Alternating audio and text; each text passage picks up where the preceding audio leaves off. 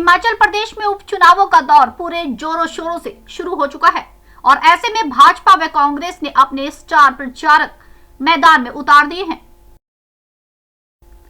कांग्रेस द्वारा कन्हैया कुमार को स्टार प्रचारक के तौर पर हिमाचल प्रदेश में पार्टी के प्रचार के लिए भेजा गया है, जिसे भाजपा नेता पूरी तरह भुनाने में लगे हुए हैं। अर्की उपचुनाव में भाजपा के स्टार प्रचारक व सरकार में वरिष्ठ मंत्री वीरेंद्र कंवर ने कांग्रेस को आड़े हाथों लेते हुए कहा कि कांग्रेस मुद्दा विहीन व नेतृत्व विहीन पार्टी बन चुकी है। उन्होंने कहा कि कांग्रेस ने कन्हैया कुमार जैसे देश विरोधी नेता को पार्टी के प्रचार के लिए यहां भेजकर साबित कर दिया है कि कांग्रेस हमेशा देश के विपरीत कार्य करने वालों का साथ लेती है। कंवर ने कहा कि कांग्रेस कन्हैया के नाम पर अपनी नैया पार लगाना चाहती है, जो कभी संभव नहीं है। स्टार प्रचारकों की सूची जारी की गई है, उसमें कन्हैया कुमार जैसे लोग भी शामिल हैं, उस पर आप क्या कहेंगे? बड़ा दुर्भाग्यपूर्ण है जो कांग्रेस कभी इस देश की आज़ादी का एक आंदोलन का नाम था, राष्ट्रवाद की लड़ाई जो थी कभी कांग्रेस ने लड़ी थी। आज स्थिति ये हो गई है कि कांग्रेस के अंदर जहां नेतृत्व की कमी है वहां नीति की भी कमी है। और जो स्टार प्रचारकों में अगर हम देखें तो उस व्यक्ति को, कन्हैया लाल को जो है वो स्टार प्रचारक कांग्रेस ने बनाया है। आज उसके सहारे जो है वो कांग्रेस भविष्य की लड़ाई जो है वो लड़ना चाहती है। जो कभी जेएनयू में ये कहते हुए कि भारत माता के टुकड़े टुकड़े होंगे इंशाल्लाह इंशाल्लाह, ऐसे लोग जो है वो आज कांग्रेस का प्रचार कर रहे हैं, तो ये स्थिति जो है वो दुर्भाग्यपूर्ण है। आज कांग्रेस को कोई जो है वो बचा नहीं सकता। कांग्रेस इस चुनाव के बाद जो है वो मुंह दिखाने लायक जो है वो नहीं रहेगी। कांग्रेस की प्रत्याशी श्रीमती प्रतिभा सिंह ने जो बयान मंडी में दिया था सैनिकों को लेकर, उसको किस तरह से देखते हैं आप?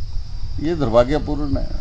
ये हमारे सैनिकों का और पूर्व सैनिकों का जो है वो अपमान है, जिन्होंने इस देश की जो लड़ाई लड़ी है कारगिल, वो उन युद्ध में आती है जो हाई एल्टीट्यूड में जो है वो युद्ध लड़े गए, और उसमें पाक की सेना हाइट में थी और हमारी सेना जो थी वो नीचे थी।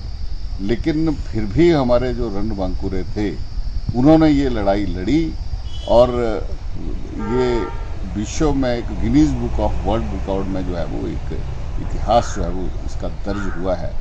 ये बहुत ही कम ऐसे युद्ध थे जिसको रानी साहिबा जो है वो हल्के में ले रही है। इनको जो है वो वास्तव में सैनिक पृष्ठभूमि का जो है वो पता नहीं है कि सैनिकों के कारण आज हम जो है आज उनके बलिदानों के कारण, उनका जो एक जो समर्पण जो देश और समाज के प्रति है, आज उसके कारण ही इस देश के इस देश का लोकतंत्र जीवित है।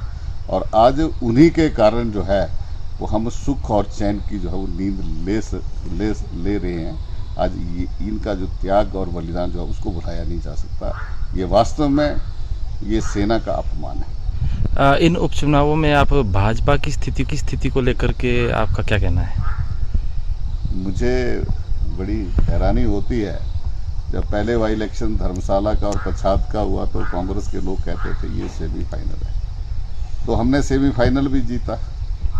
और उसके बाद जब पंचायत चुनाव आए और नगर निगम और नगर निकायों के चुनाव आए तो फिर कांग्रेस के लोग कहने लगे कि इस चुनाव में कांग्रेस बाजी मारेगी और उसको सेमीफाइनल कह रही। तो मुझे लगता है कि कितने सेमीफाइनल होते हैं, लेकिन जितने भी हुए वो भारतीय जनता पार्टी ने जीते और ये भी जो है वो भारतीय जनता पार्टी इसको जीतेगी। अर्की में आपकी ड्यूटी इस बार उपचुनावों में लगी है, कितनी राह आसान है, क्या समझते हैं आप? इस सीट को हम 100% जीतेंगे। बहुत ही उत्साह कार्यकर्ताओं में भी है और लोगों में भी है। लोग 30 तारीख का इंतज़ार कर रहे हैं। भारतीय जनता पार्टी के प्रत्याशी को यहाँ से जिताएंगे।